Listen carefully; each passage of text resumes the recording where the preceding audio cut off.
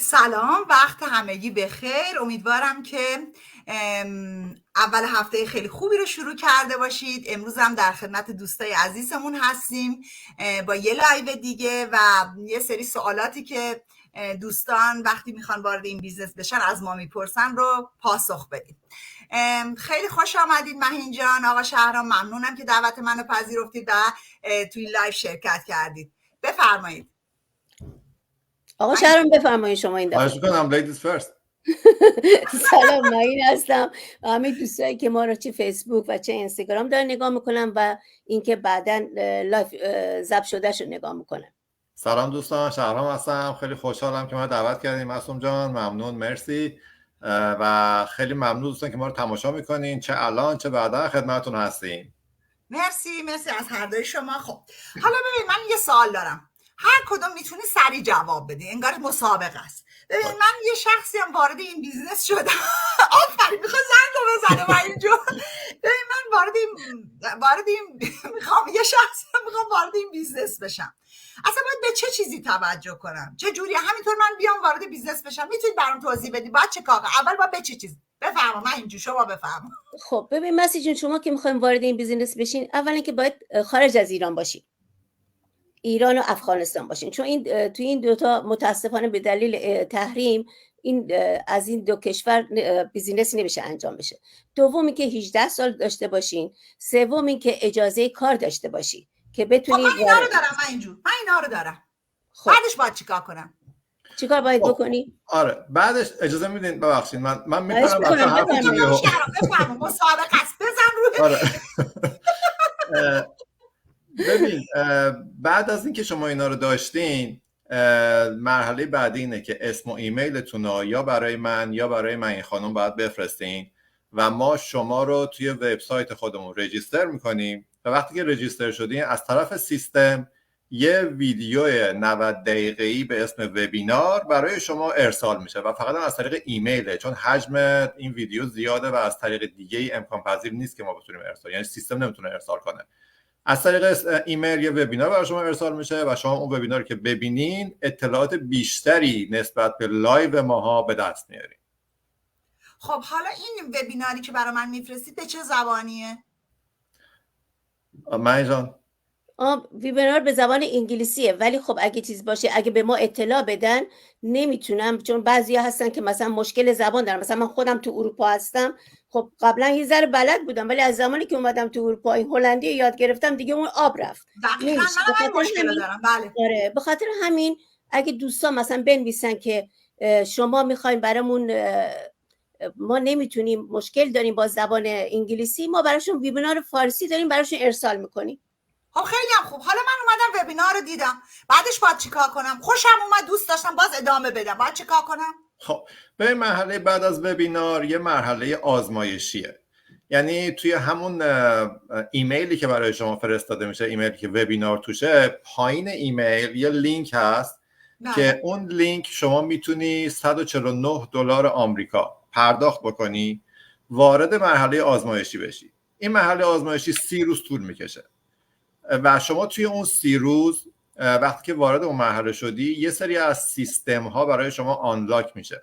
شما میری داخل سیستم، افراد رو میبینی، درآمدهای واقعیشون رو میبینی، در حقیقت اسم کمپانی رو متوجه میشی، اینکه کمپانی چیکار میکنه، کجاها شعبه داره، چیکار است، اینا رو متوجه میشی و 30 روز فرصت داری برای تصمیم گیری و همچنین یک کوچینگ کال توی اون 30 روز میتونی درخواست کنی که هر سوالی که راجع به این سیستم داشتی از کوچ سوال کنی و کوچ همه رو بهت جواب میده. منتها تا 30 روزه، یعنی تایم این دوره فقط 30 روز است. و بعد حالا اگه من آقا شهرام، اگه من اصلا گفتم نمیخوام وارد این بیزنس، یعنی شما وبینار رو دیدی، اومدی توی اون $149 و $149 رو، یعنی تو اون دوره آزمایشی گفتی که من دوست ندارم اصلا بخوام شروع کنم، دیدم دوستم نداشتم، من اینجا به نظر شما باید چیکار کنم؟ هیچی. 149 تا رو که دادین، شما گفتیم 30 روز فرصت دارین. اگه دوست داشتین که میمونی، اگه گفتین نه، در عرض میگه مثلا یا به من یا به شهرام، میگه که ببین من نمیخوام، این بیزینس باب میل من نیست، من میخوام 149 تامو برگردونم. ما هم در جا چیکار میکنیم؟ نامه بدیم برای شرکت، چون شرکت اینو فریز کرده براتون. نامه بدیم به شرکت، در عرض 3 تا 10 روز حسابتون هست. خیلی عالی. حالا ببینید، حالا یه دلیل، حالا اومدم من دوست داشتم وارد بیزنس، بعد چی کار کنم؟ یعنی ادامهش چی میشه؟ چه اتفاقی میفته؟ اولا که ما به شما تبریک میگیم که تصمیم گرفتی که زندگی خودت یه تغییری بدی. آره این اولین کاره. دوم این که شما میای وارد سیستم که بخوای بشی، اون $140 که در حقیقت استفاده میشه واسه مراحل بعد که شما وارد بیزنس شدی، چون یه سری کار توی اون بیزنس هست که در حقیقت پرداخت برای اونا میشه.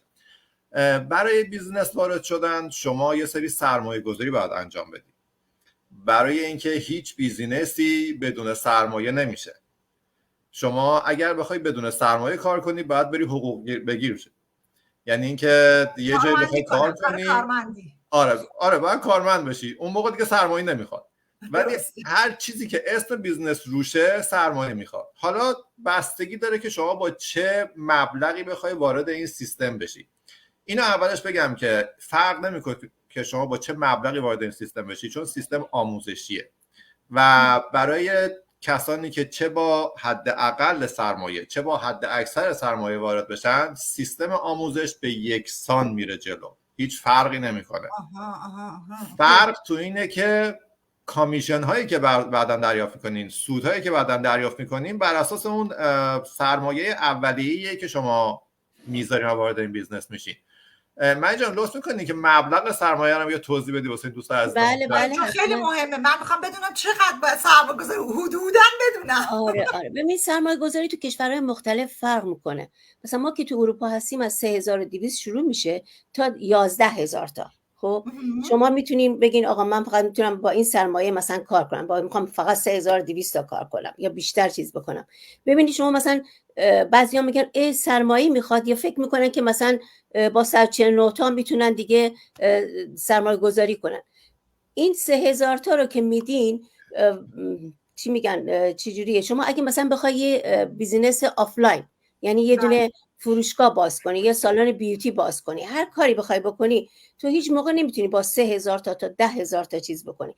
همین چند روز پیش تو همین هلند من داشتم تو وبسایتی که نگاه میکردم، یعنی تو اینستادش هم نگاه میکردم، یه خانمی داشت تبلیغ میکرد که فرانچایز یه شرکت، یه کافی شاپو 250,000 یورو فرانچایزشو 250,000 یورو میتونی بگیری، فقط فرانچایز اونو. پس هر چیزی که ما میخوایم بگیریم بیرون آفلاین میخوایم بگیریم، غیر از اون سرمایه گذاری که میخوایم بکنیم، خب کلی هم دیگه باید برای مغازه بدیم، برای پرسنل بدیم، برای انبار بدیم، همه اینا هستش. در واقع این چیزیه که 3000 تا 10,000 تا چیزی نیست و چیزیه که به خودمون برمیگرده، به این جایی نمیره. مبلغ توی آمریکا هم همینه من خانم، مبلغ توی آمریکا از 3000 تا 11000 تاست. میگم سیستم آموزشی هیچ فرق نمیکنه واسه هر کسی که با هر مبلغی بخواد سرمایه‌گذاری بیزنسش رو شروع کنه، ولی مقدار سودی که بعد عایدش میشه اون سرمایه اولیه توش دخیله. بله. آها من متوجه شدم. پس من دیگه وقتی وارد شدم کوچینگ کالمو کردم، سرمایه گذاریمو انجام دادم، گفتم مثلا میخوام با 3000 تا شروع کنم، با 5000 تا شروع کنم دیگه، یعنی وارد بیزنس شدم، یکی باید کارهای دیگه هم انجام بدم. نه دیگه شما به سلامتی بیزنسمن شدی، یه آیدی بیزنسی بیزنس وومن. آره بیزنس وومن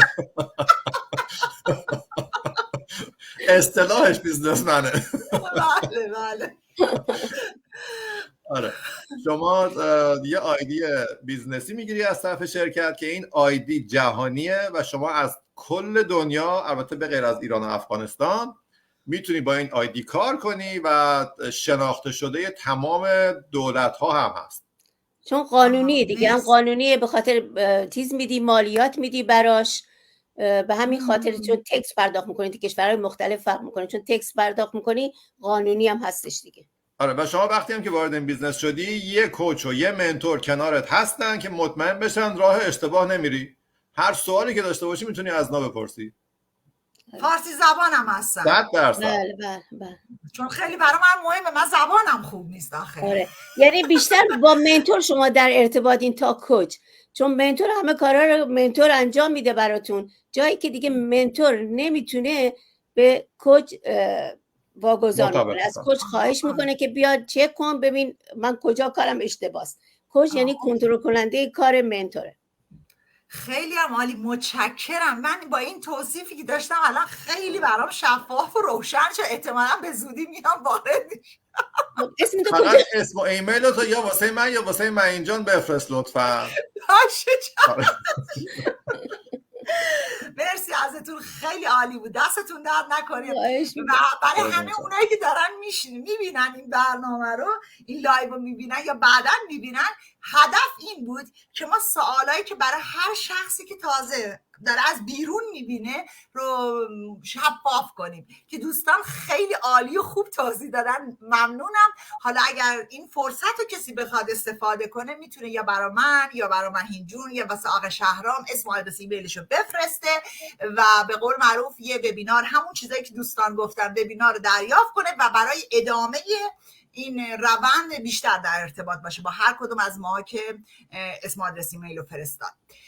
خب دیگه ما بیشتر از اینم وقت دوستان رو نمیگیریم. ممنونم از این اینقدر خوب و شفاف توضیح دادین. قربون شما، مرسی دست از شما شما. درد نکنه. خواهش می‌کنم. روزگار همه زیبا. خدا نگهدار. ممنون دوستان، وقت بخیر. وقت شما بخیر. قربان شما. خدا.